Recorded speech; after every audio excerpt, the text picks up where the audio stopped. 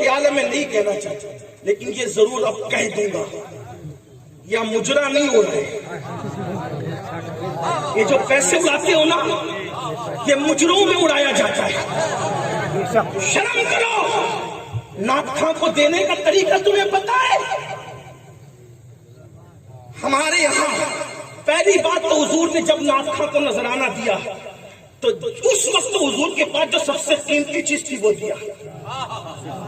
10 کی نوٹ لا کے اتراتے رہتے ہو، یہاں مٹکتے رہتے ہو، یہ مٹکنے کی جگہ ہے۔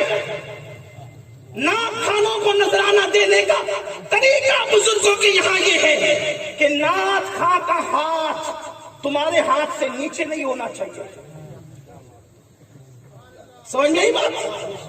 نعت خواں کا ہاتھ تمہارے ہاتھ سے نیچے نہیں ہونا چاہیے، کیونکہ حضور نے فرمایا نیچے والے ہاتھ سے اوپر والا ہاتھ بہتر ہے۔ تو جو نعت خواں حضور کی تعریف کر رہا ہے اس سے ہاتھ اوپر کیسے ہو سکتا ہے؟ اس لیے ہمارے بزرگ کو جب نعت خانوں کو نذرانہ دیتے تھے تو یوں ہتھیلی پہ رکھ کے ہاتھ نیچے کر کے، اپنے ہاتھ نیچے کر کے یوں نظر پیش کرتے۔ کیا تماشا بنا رکھا ہے؟ آپ مجرا کیا سمجھتے ہیں؟ یہ مجروں میں پیسے اڑائے جاتے ہیں۔ دینا ہے سنت ہے، نعت خانوں کو دینا ادب سے لا کے یہ پھینک رہے ہیں، یہ پھینک کیا فیشن بنا رکھا ہے؟ محفل کے تقدس کا کسی کو خیال نہیں۔ میں نہیں کہنا چاہتا تھا، میں صبر کر کے بیٹھا تھا۔ میری عادت یہ ہے کہ میں دل کا بہت خیال کرتا ہوں۔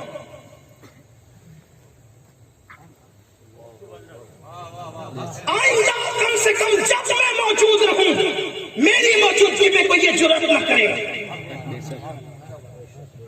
اگر آپ کو مجھے نہیں بلانا ہے واللہ بازار بار نہ بلانا، میں لوگوں کو یہی کہتا ہوں۔ لیکن محفل کا تقدس، اس محفل کو آپ نے سمجھا کیا ہے؟ جہاں تقدیریں بدلتی ہے یہ محفل ہے،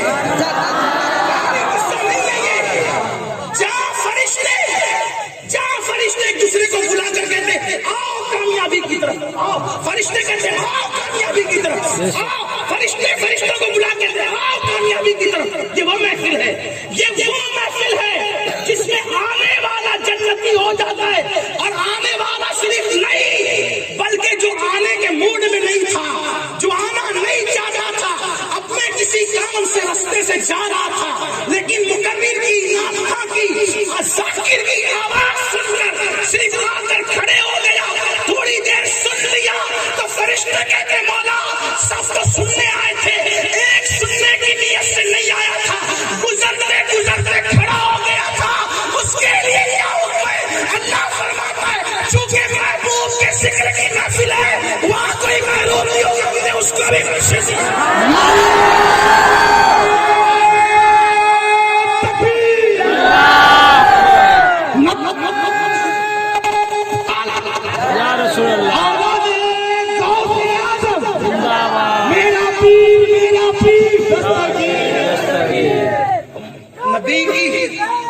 نبی کی محفل کو دھندا مت بناؤ، دھندے پانی مت کرو۔ اس میں جس کی نگاہوں سے خدا کی ذات نہ چھپی ہے اس کی نگاہوں سے دل کے جذبات کیا چھپ سکتے ہیں؟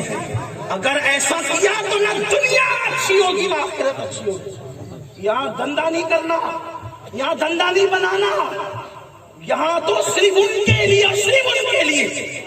ہم اگر ذکر مصطفیٰ کر رہے ہیں، یہ امین القادری کا امت پر کوئی احسان نہیں ہے، یہ ان کا احسان ہے کہ انہوں نے ذکر کرنے کی اجازت عطا کی ہے۔ ہماری زبان اس قابل نہیں ہے کہ حضور کا ذکر کر سکے۔ 1000 بار پشویم دہن کا مشک گلاب خلوص نام تو گفتن کمال پیانویس، اگر 1000 مرتبہ نہیں، میں اب اس کا ترجمانی اپنے انداز سے کروں گا، کروڑوں مرتبہ اگر مشک اور گلاب سے میں اپنی زبان کو دھل لوں تو میری زبان ایک مرتبہ نام محمد کہنے کے قابل نہیں ہے۔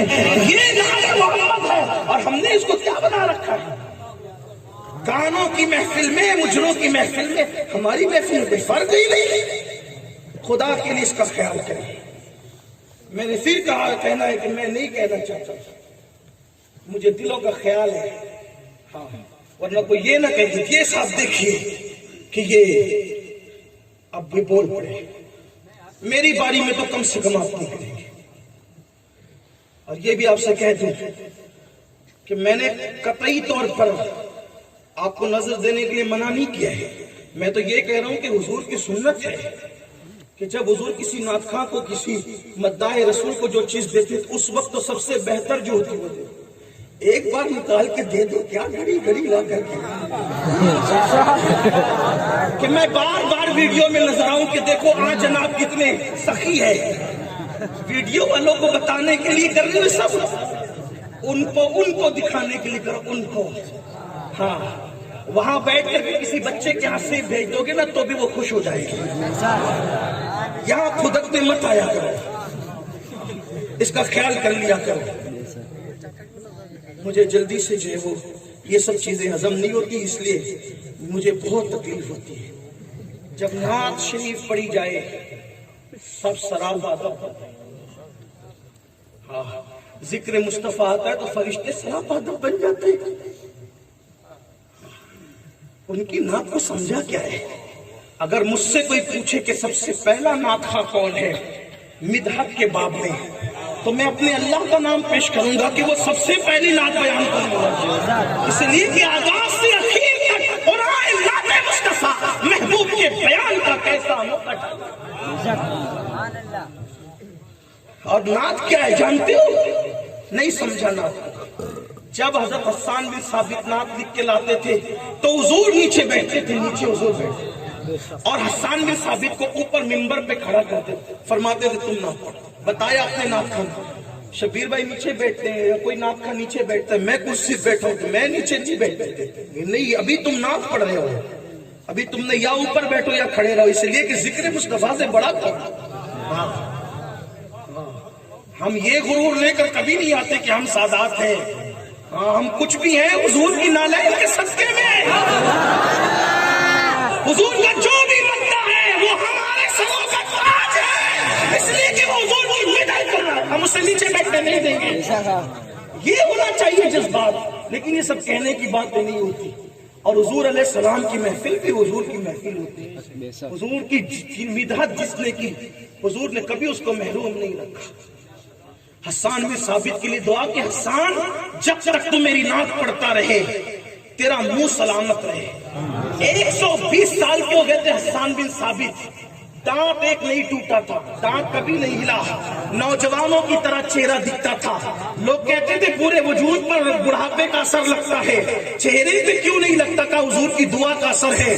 فرمایا کہ جب تک تو میری نعت پڑھتا رہے گا تیرا منہ سلامت رہے گا. دعا کرتے تھے اللہم ایدی الحسان بروح القدس، حسان اللہ جب تک میری تعریف کرتا رہے تو جبریل کے ذریعے سے اس کی مدد کرتا رہے، تو جبریل کے ذریعے سے اس کی مدد کرتا رہے.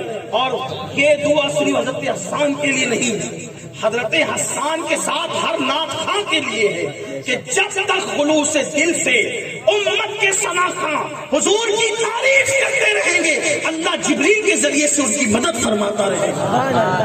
ہاں نظر سے ہم کبھی نہیں روکتے. آپ اس کا کوئی مطلب لے لیں، حضور علیہ السلام کی حدیث ہے جس کو نذرانہ پیش کیا جائے وہ انکار کرے وہ میری سنت کا انکار کرتا ہے. اور ایک دن اللہ اس پر ایسا لائے گا کہ اگر وہ مانگے گا تو بھی لوگ اس کو نہیں دیں گے. اسی لیے نذرانے میں اور بھیک میں فرق یہ ہے کہ بھیک مانگ کے لی جاتی ہے، بھیک مانگ کے لی جاتی ہے، اور نذرانہ بن مانگے ملتا ہے تو انکار نہیں کیا جاتا. دونوں میں فرق یہ ہے. تو اب آپ کتنا بھی مانگ کر کے لیں یہ بھیک ہی ہے. اس لیے ہمارے یہاں بھیک کا تصور نہیں ہے، اس لیے کہ ہم بھکاریوں کی جماعت میں پیدا نہیں ہوئے. ہمارے یہاں نظر کا تصور ہے اور نظر جو ہے صاحب نظر کو پیش کیا جاتا ہے. ایک بار درود شریف پڑھنے کے بلند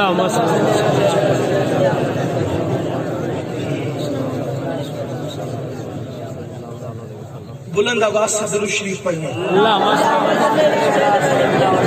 رب محمد صلی اللہ علیہ وسلم